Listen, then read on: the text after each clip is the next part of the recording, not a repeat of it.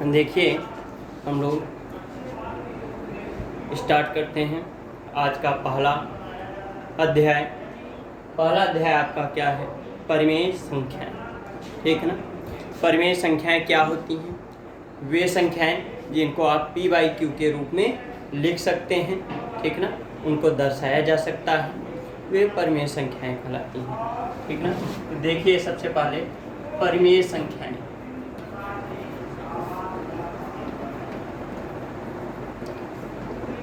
परिमेय संख्याएं, ठीक, क्या हैं? वे संख्याएं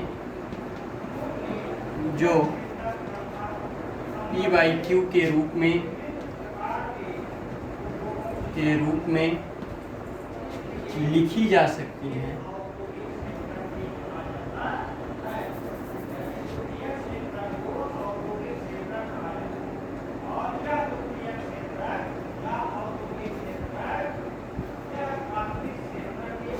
लिखी जा सकती हैं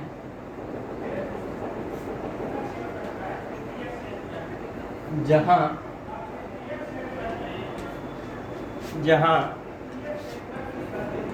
P और Q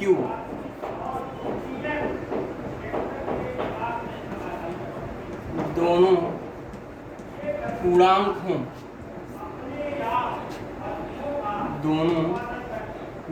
हों तथा Q नॉट इक्वल टू 0 हो, तो ऐसी संख्याएं परिमेय संख्याएं कहलाती हैं। ठीक ना? ऐसी संख्याएं परिमेय संख्याएं कहलाती हैं।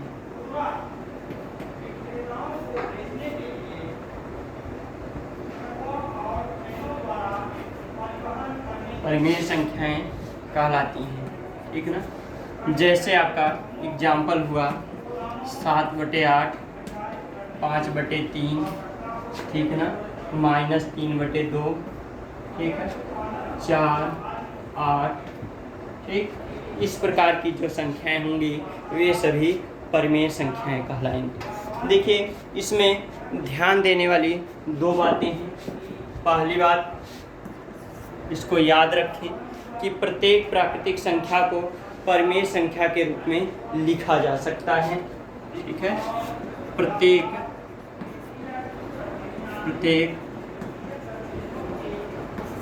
प्राकृतिक संख्या को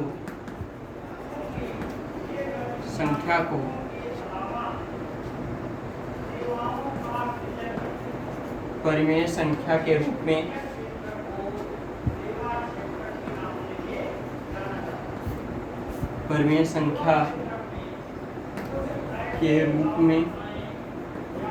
लिखा जा सकता है।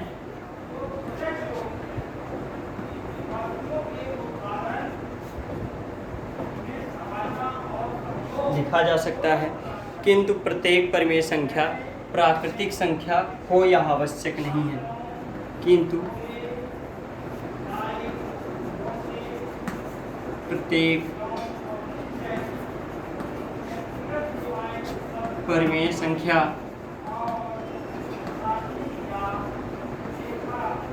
प्राकृतिक संख्या हो यह आवश्यक नहीं है।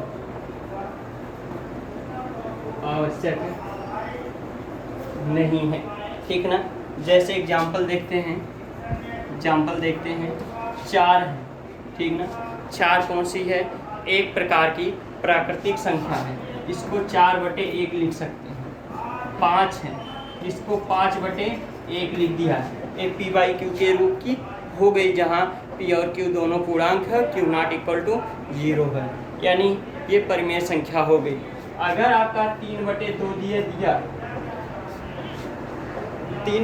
दे दिया, यह तो परिमेय संख्या है, परंतु यह प्राकृतिक संख्या नहीं है। ठीक ना?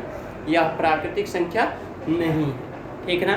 तो यही कहा जा रहा है आपसे कि सभी प्रकार की जितनी प्राकृतिक संख्या होगी उसको परिमेय संख्या के रूप में व्यक्त किया जा सकता है, परंतु प्रत्येक जो है परिमेय संख्या वो प्राकृतिक संख्या नहीं हो सकती।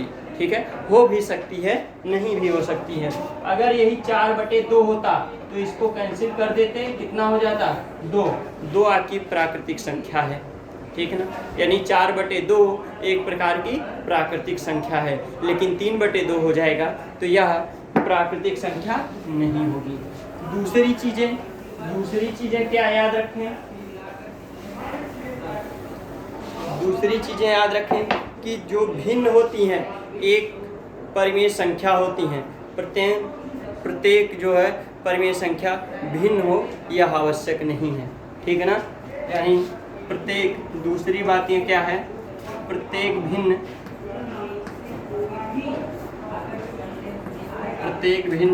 आपकी परिमेय संख्या होती है, परिमेय संख्या होती है, ठीक है, होती है, किंतु प्रत्येक परिमेय संख्या भिन्न हो यह आवश्यक नहीं है, यह आवश्यक नहीं, ठीक है ना, ये आवश्यक आपका नहीं है। चलिए परिमेय संख्या देखिए, परिमेय संख्या को 2 भागों में बांटा जा सकता है, एक धनात्मक परिमेय संख्या, एक ऋणात्मक परिमेय संख्या। 2 प्रकार की होंगी, धनात्मक परिमेय संख्या और दूसरा आपका ऋणात्मक परिमेय संख्या।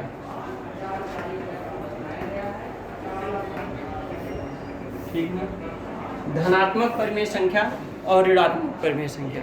धनात्मक परिमेय संख्या कब होगी, जब इसके अंश और, ठीक ना, धनात्मक परिमेय संख्या वह परिमेय संख्या होगी यदि उसके अंश और हर दोनों धनात्मक हों या अंश और हर दोनों ऋणात्मक हों, तभी वे धनात्मक परिमेय संख्या होंगी, ठीक ना।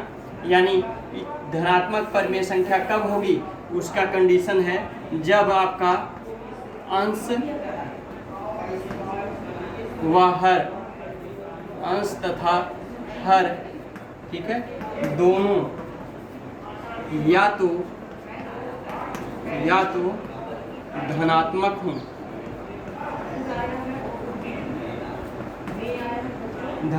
हों या दोनों ही ऋणात्मक हों, या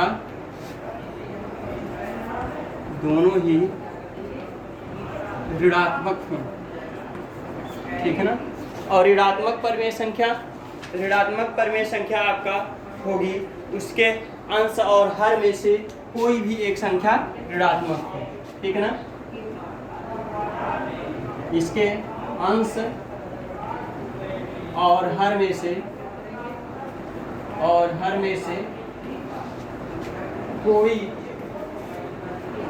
कोई भी, ठीक ना, कोई भी एक ऋणात्मक हो, चाहे अंश ऋणात्मक हो, ठीक है, चाहे हर ऋणात्मक, दोनों में से कोई भी एक ऋणात्मक हो। इसका एग्जाम्पल लेते हैं, इसका एग्जाम्पल जैसे आपका 4/5, ठीक है, 8/7 या -3/-2, ठीक है, -5/-4, ये सभी क्या हैं, धनात्मक परिमेय संख्या है। परंतु आपका ऋणात्मक परिमेय संख्या क्या होगी, इसका एग्जाम्पल देख लीजिए, ठीक है, इसका एग्जाम्पल -4/3 या 5/-2, ठीक है ना, या आपका 7/-8 या -4/3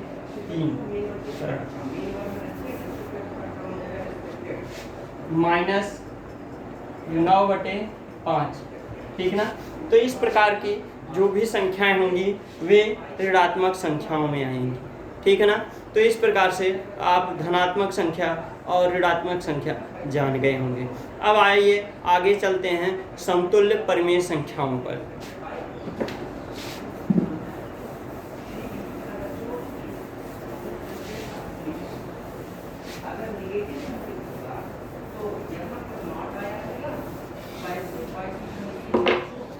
समतुल्य परिमेय संख्याएं।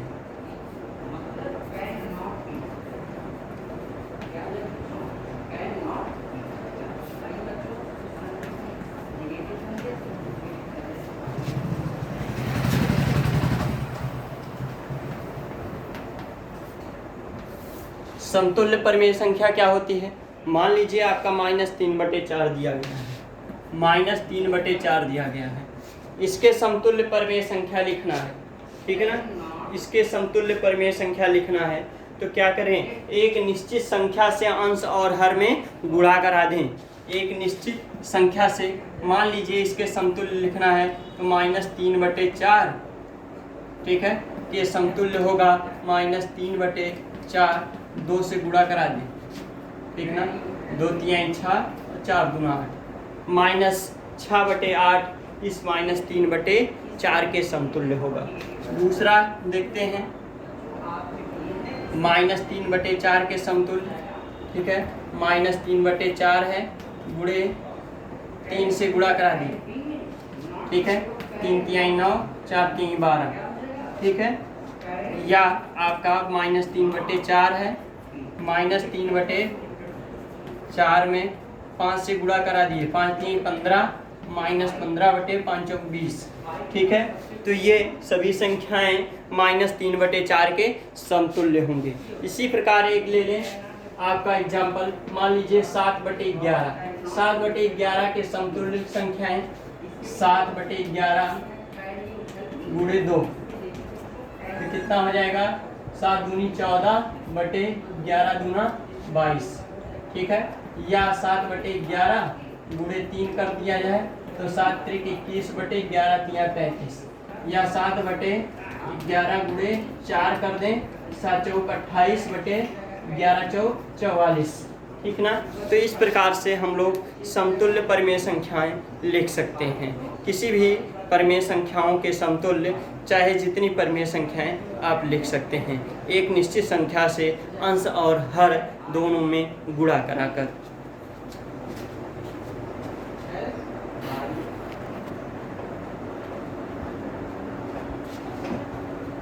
आगे देखते हैं,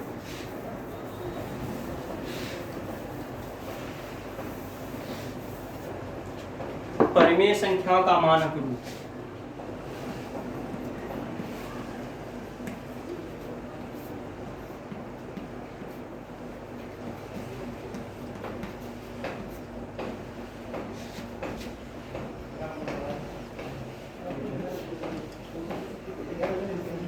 परिमेय संख्याओं का मानक, ठीक ना। कोई भी परिमेय संख्या मानक रूप में लिखने के लिए दो बातों का ख्याल रखते हैं, दो बातों का ध्यान रखते हैं। पहला आपका, ठीक ना, पहला कोई भी परिमेय संख्या हो, ठीक है, तो मानक रूप में लिखने के लिए उसके हर को, ठीक है, हर को धनात्मक बना दिया जाए। अगर ऋणात्मक है, ठीक है, तो धनात्मक रूप में परिवर्तित कर दिया जाए, ठीक है। परिमेय संख्या के हर को यदि ऋणात्मक हो, यदि ऋणात्मक हो, ठीक है, तो उसको सबसे पहले क्या करेंगे, सबसे पहले उसको धनात्मक रूप में परिवर्तित करेंगे, ठीक है। तो उसे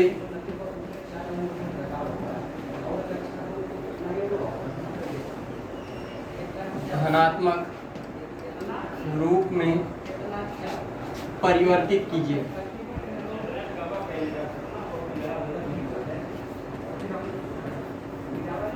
ठीक ना। दूसरा किस बात का ध्यान रखेंगे, दूसरा किस बात का ध्यान रखेंगे, और अंश और हर को उनके मासा से भाग करा दीजिए, ठीक है, उनके अंश और हर को उनके मासा से भाग करा दीजिए, ठीक है ना। अंश और हर को उनके मासा से भाग दीजिए, ठीक ना, उनके मासा से भाग करा दीजिए। यानी दो बातों का आपको ख्याल रखना होगा, दो बातों का आप ध्यान रखकर किसी भी परिमेय संख्याओं को उसके मानक रूप में लिख सकते हैं। ठीक है, आइए देखते हैं कुछ एग्जाम्पल। ठीक है, आइए कुछ एग्जाम्पल देखते हैं। और वो एग्जाम्पल आपका जैसे मान लीजिए 18/30, 18/30। तो सबसे पहले 18 और 30 का मासा निकालिए। 18 30 का मासा, ठीक ना, आपका क्या होगा, 6 होगा। तो 6 से अंश और हर दोनों में भाग करा दीजिए। 6 से अंश और हर दोनों में आप भाग कराएंगे तो कितना हो जाएगा, 6 त्रिक 18, ठीक है, और 6 पंचे 30। कितना मानक रूप इसका आ गया, 3/5 आ गया। मान लीजिए आपका -12/20 दिया गया है, -12/20 दिया गया है। तो इसका मानक रूप में परिवर्तित करना है तो सबसे पहले 12 और 20 का मासा निकालें। ठीक है ना, 12 और 20 का, ठीक है, का मासा कितना होगा, मासा आपका 4 होगा। ठीक है ना, तो क्या करेंगे, 12 -12/20 में 4 से भाग करा देंगे। ठीक है ना, 4 से भाग करा देंगे, 4 से भाग कराएंगे तो 4 3 12, 4 पंचे 20, -3/5 हो गया। ठीक है ना, इसी प्रकार एक एग्जाम्पल और देखते हैं, एक एग्जाम्पल और देखते हैं और उसको मानक रूप में व्यक्त करते हैं। देखिए आपका एक क्या एग्जाम्पल है, -33/-88। अब ध्यान दीजिए, इसका हर ऋणात्मक है, हर को ऋणात्मक, हर इसका ऋणात्मक है। तो सबसे पहले हर को हम धनात्मक बनाएंगे, हर को धनात्मक बनाएंगे तो क्या होगा, -33/-88 है। तो इसमें -1 से अंश और हर दोनों में गुणा करेंगे तो 33/88 हो जाएगा। अब 33 और 88 का मासा निकालें, इसका मासा, ठीक है, कितना आएगा, 11 आएगा। तो क्या करेंगे, 33 और 88 में हम 11 से भाग करा देंगे, 11 से भाग करा देंगे, 11 तिया 33, 11 8 88। ये ठीक है, आपका इसका मानक रूप 3/8 आ गया। ठीक है।